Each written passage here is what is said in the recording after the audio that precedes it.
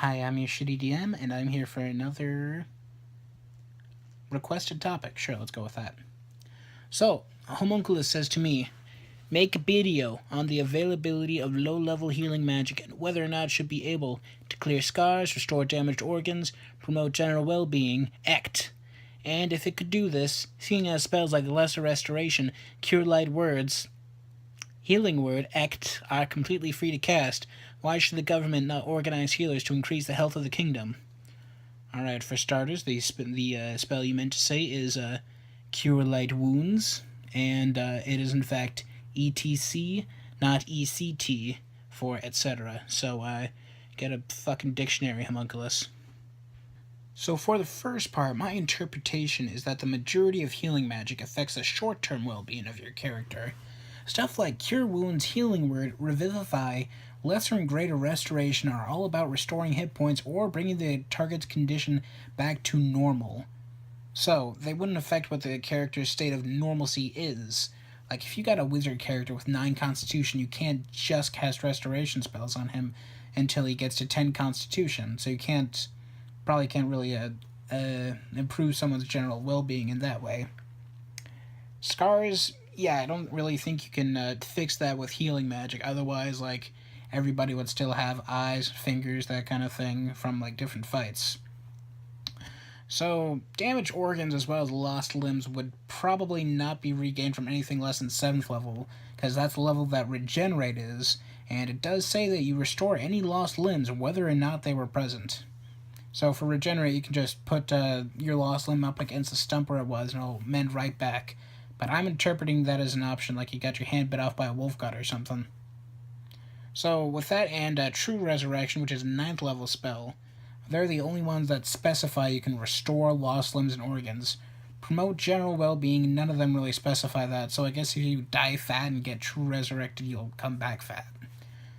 So with that in mind, having the kingdom organize healers for the health of a kingdom would be a nice idea. Let's look at some of the options and feasibility of that.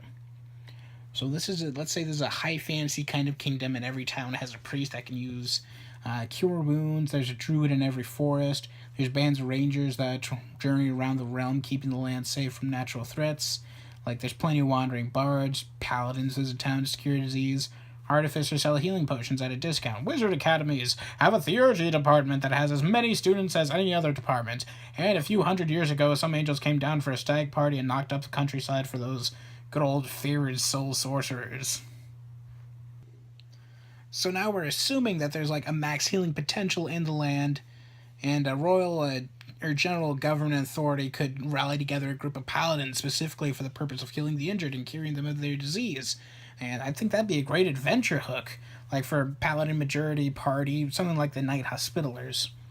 You could probably get a number of priests, adepts in training who could roam the country to decide to do something similar, like they'd be out and about, getting to know people personally and helping, being generally beneficial.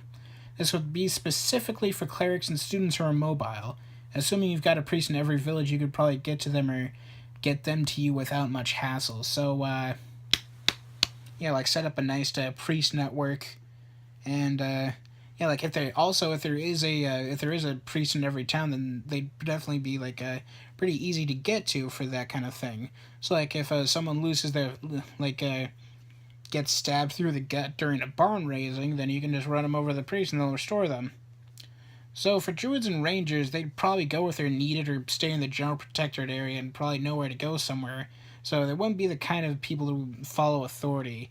I don't think they'd really be like somebody you could depend on regularly for healing. Like druids, like if you're in a forest and I don't know, like a deer kicks your ass, then a druid would probably help you out if you're still like unconscious and not like actually dead yet.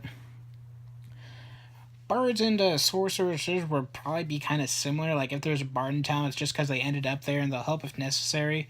But they really wouldn't be dependable. Like they go where they want to go. Like, that is like pretty much the character. They just go where they think something's interesting is going to happen. And bards would probably be kind of similar to sorcerers in that respect. But the only kind of sorcerer that can heal is the favorite soul ones.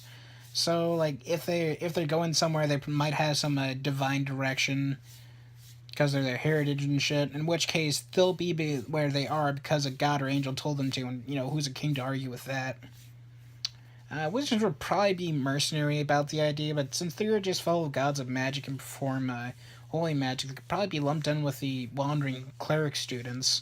Like, Jim's doing this for credit at ceremony, and Gary's doing this for credits at a wizard college, I mean, so as for artificers, like, who gives a shit? Same for mystics. I just don't know. I really don't know how to factor them into it. I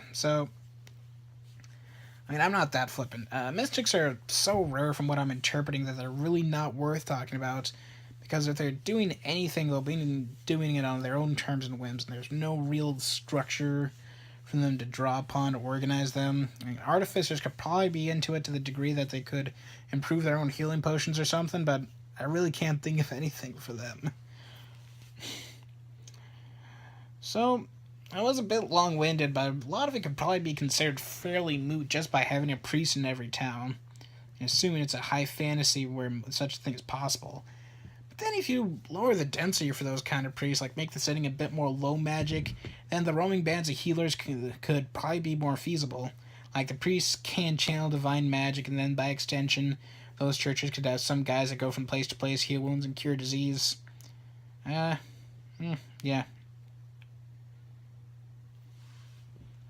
So after some thinking about this, I really don't think the general well-being of the kingdom can be improved with magic. If we're operating on a higher magic setting where there's a priest in every town, then people should know that they can go to their priest and they'll heal their hurts and cure their disease. What a kingdom or government should be doing is actually teaching people about health and what they can do to improve and maintain it, as well as teaching them what they can do without magic. Because magic is a limited resource per day, and even in high fantasy settings, a priest can only heal and cure so much before running out of juice. It is especially so for low magic settings, where either there isn't a magic priest in every town, or not all priests are magic and capable of actually casting it. So the best options for peasants and people who don't know magic are learning to use healer kits if they're hurts, depending on, like actual doctors. I'm pretty sure doctors can exist in a fantasy setting, and you're like actually staying healthy as best they can.